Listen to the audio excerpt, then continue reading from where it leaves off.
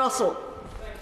Mr. Speaker, I had a great privilege of sitting on the Joint Committee before Christmas and working with the Chair member for Folkestone and Hythe, fantastic members from across the House and the Houses, and of course amazing witnesses.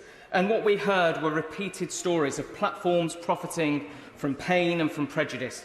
And one of those stories that really affected me was the story of Zach Eagling, a heroic young boy who has cerebral palsy and epilepsy, who was targeted by cruel trolls with flashing images to trigger seizures. And those seizures have been triggered to other people with epilepsy, affecting their lives, potentially risking not just harm, but potentially death, depending on the situation that they would be in. And that's why myself and my colleague, the member for Stourbridge, and actually I would say all members from that committee, as it was in the report, backed Zach's Law. And Zach's Law was about... Oh, yes, please, yes. I thank my honourable friend for giving way. 10-year-old Zach is a child in my constituency, and he has, as you say, cerebral palsy and epilepsy, and he has been subjected to horrendous online abuse. And I hope the Minister tonight can provide clarity that this Zach's Law, which shows that there is not just psychological harm and distress, but also physical harm that can be created as a result of this online abuse and trolling, and the Minister can confirm that is covered in the bill. Yes. Dean Russell. Thank you very much. And I would just confer that, actually, hopefully from the dispatch box this will be confirmed, but my understanding is in Part 10 of Communications Offences, Part 150, that Zach's Law will be covered by that, but of course I urge the Ministry for Justice also to firm that up further. I would also say one of the things that really came through for me was the role of algorithms.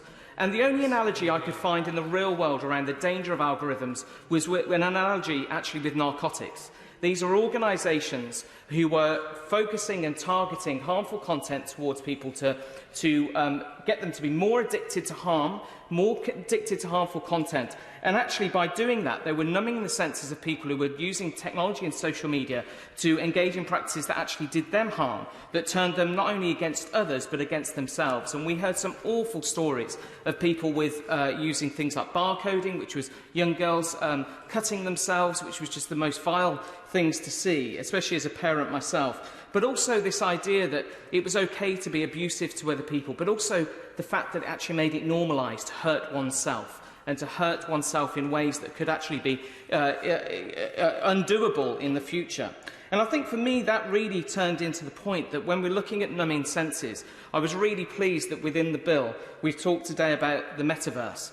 Because the metaverse isn't just some random thing that might be talked about as technology. It's actually about numbing the senses. It's about people putting on virtual reality headsets, about living in a world, even if it's for a matter of minutes or hours, which is not reality.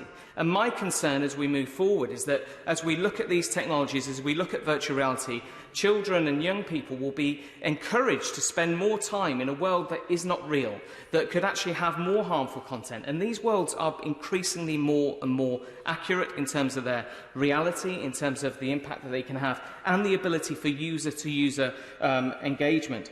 And so that's why I think, as we move forward, whilst the bill at the moment includes Meta and the metaverse, I think we need to look at this bill almost as a platform, a tech platform in of its own right, that we're not going to get everything right at this first point. I'm fully supportive of the bill as it stands. But as we move forward, we need to continue to improve and test it, and as new technologies come, make sure we're adapting it. And that's why I very much support the idea of a continued joint committee specifically for online safety, so that as time goes by, these things can be scrutinised, Ofcom can be looked at in terms of whether they're delivering on their role, but ultimately that we're using this as a starting point to prevent harm both now and for decades to come. Thank you, Madam Deputy Speaker.